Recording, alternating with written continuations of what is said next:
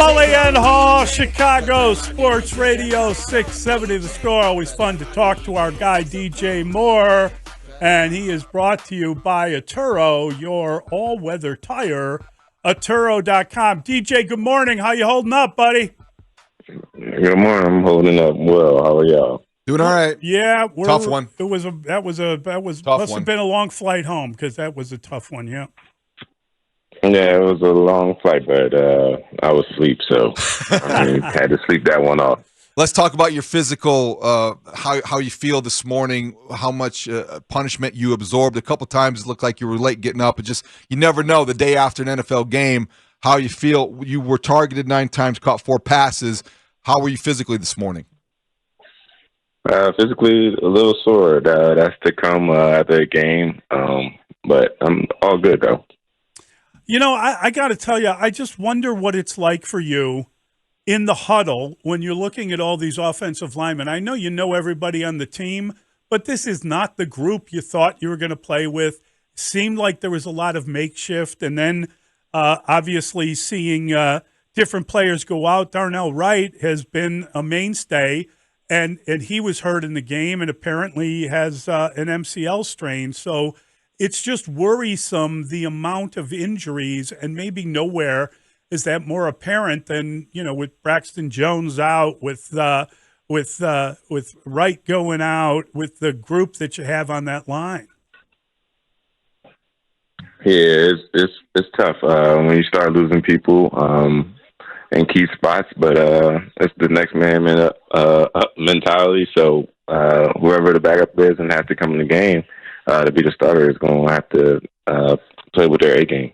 So last week, obviously, there was a lot of conversation, DJ. You were part of it. A lot of the leaders spoke out in a way that questioned maybe the decision-making process from whether it was Matt Eberflus or Shane Waldron or a combination of both. Where is this team in terms of being together? And obviously, you know how it works in the NFL. You lose 2 games in a row in the manner with which you guys have lost them, and you start to wonder from the outside, has Matt Eberflus lost his football team? So I'll ask you, has Matt Eberflus lost his football team? I want to say no.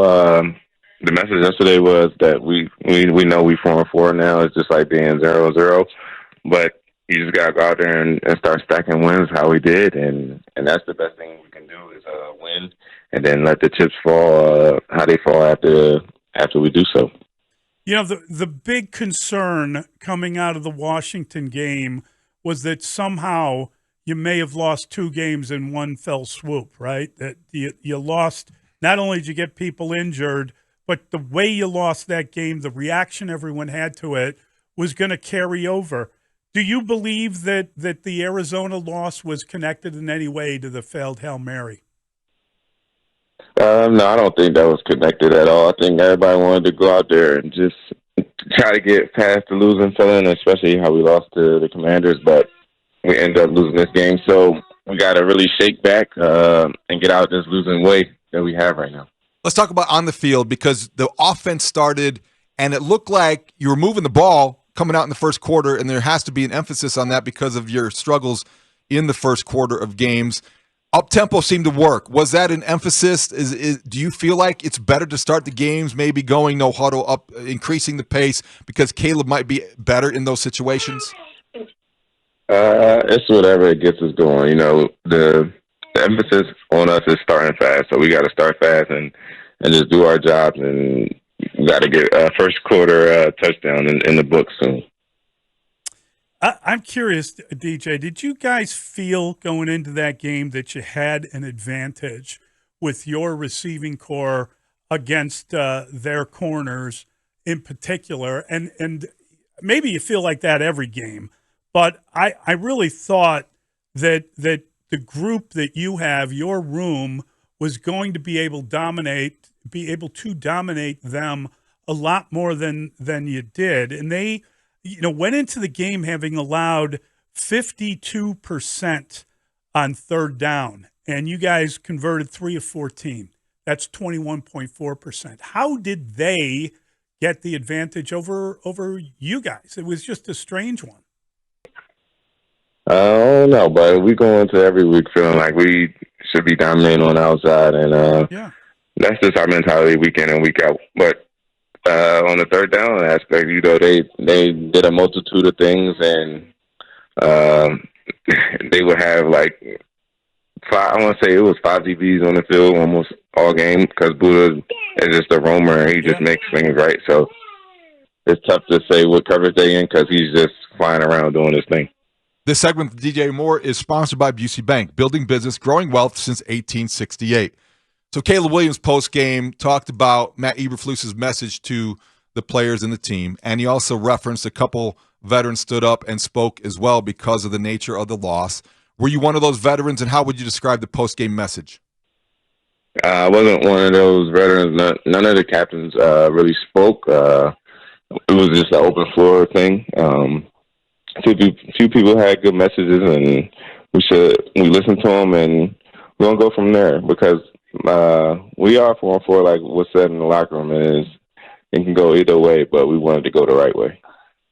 Yeah, I just wonder, do you look at the box score? Or are you aware of what's happening in the game? For instance, Cole Kmet wasn't targeted with a single pass, and usually he's a bigger part of it. Now, I get it. You guys were having, as we said, troubles converting on third, but can you believe he didn't get a single pass thrown to him?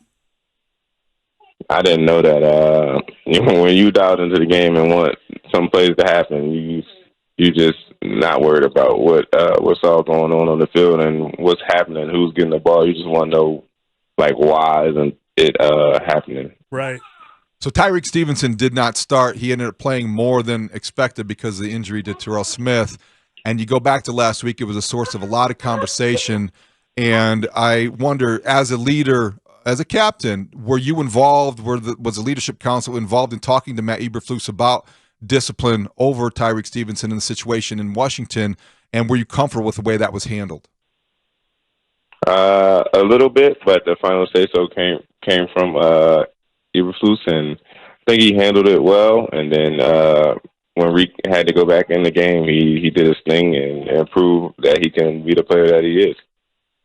The other strange element of the game was that Caleb Williams ended up getting pressured by 16 different players, according to Next Gen Stats. In other words, he stayed into the game after they had started substituting players. Were you surprised that he kind of finished that game, played the whole game? On television, they were calling for him to come out after Murray came out of the game. I'm not surprised. We're going to fight to the end, and that's everybody in the organization. Nobody was going to come out, and that was just us as an offense just doing that. He was sacked 6 times, and it was after they had replaced Kyler Murray. Is it fair to wonder that from the outside? Because it really looked like a reckless decision, because especially when he got up limping.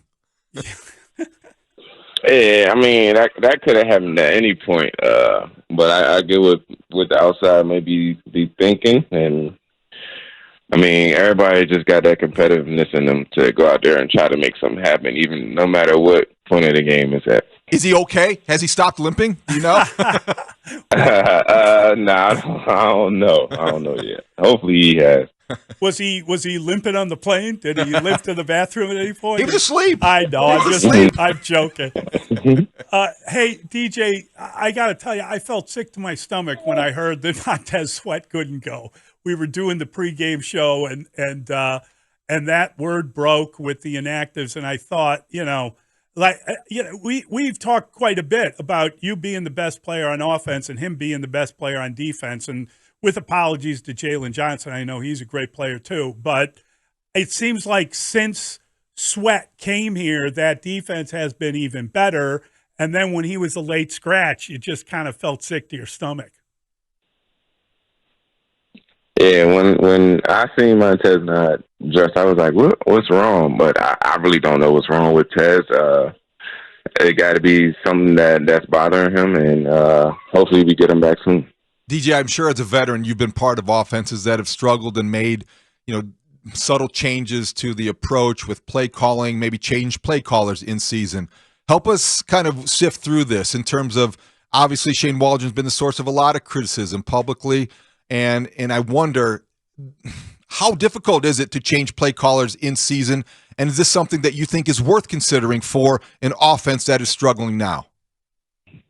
I don't think that'll happen. We just gotta go back to the drawing board and start putting people in different positions to be able to move the ball and just stay on the same page and stick together.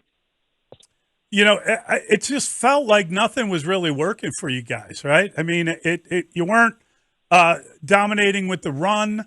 You weren't, really getting a lot going in the passing game. It was just one of those games where it felt a little bit flat. What did it feel like on the field? It felt at times that we could do certain things, Yeah. and then we come back out and we couldn't do those things again. So it's just give and take of the game and knowing how it's going and how we got to go about it. I wondered about halftime. We talk about momentum all of the time, and my sense was watching that after that 53-yard run, the Cardinals seized all of the momentum at that time, and going into halftime, that had to be almost demoralizing. And I just wonder what happened at halftime, and was there a sense that somebody had sort of let the air out of the balloon? No, nobody had felt like the air was out of the balloon. We knew we was getting the ball back, so we wanted to try go down and score, and then come back out and double dip on the score, so the game would be closer. I don't know if you saw overnight, but Luke Getsy got fired by the Raiders. They fired the offensive coordinator, their quarterback's coach, and I think they fired 3 coaches on offense overnight. Does that send a shockwave when you see, Robert Saleh got fired earlier in the year? You look at what's going on in the league. Do you find that really surprising? Do you wonder what that would be like? And I'm sure Getsy. That's a rough one for him. I've been a part of coaches getting fired mid-year, yeah, or at the games like that. So I mean, it's the business. Owners and organization fans want to win now, so I mean, it's just all a part of the business. How involved are veteran receivers, veteran offensive players like you and Keenan Allen, maybe Mercedes Lewis, other guys who have been around for a while, week to week involved in the game planning, and maybe they're asking you what you like so you can get, whether it's the scripted first 15 or just kind of get a sense of what you like on certain third down situations with matchups. Are you involved with formulating that game plan on a weekly basis? No, we get the game plan, we look at it, we go out there and practice it and see how we feel about it.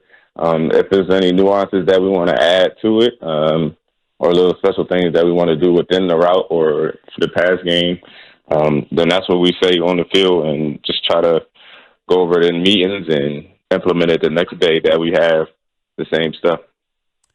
DJ, do you monitor the trade deadline at all? Are you interested in, you got friends all over the league, and I don't know that the Bears are planning on doing anything, but I'm just curious, like how much, tomorrow is not only the trade deadline, it's the election. Is it a big day for you? No, I'm not really worried about the trade deadline. I do have friends across the league, but I don't know if they will be traded. And voting is tomorrow, so I think everybody should go do that. Have you voted? What is that like for a guy who has residences in probably 2 different states? And obviously the league has been active in trying to raise awareness and reminding people to get out and vote. From your perspective, how important is it, and what have you done? Right now, I probably go to the ballots today and knock it out because I know it's going to be jam-packed tomorrow, and I don't really feel like being in a long line. You might have to wait in one today. It's going to be pretty busy, I think. You never know.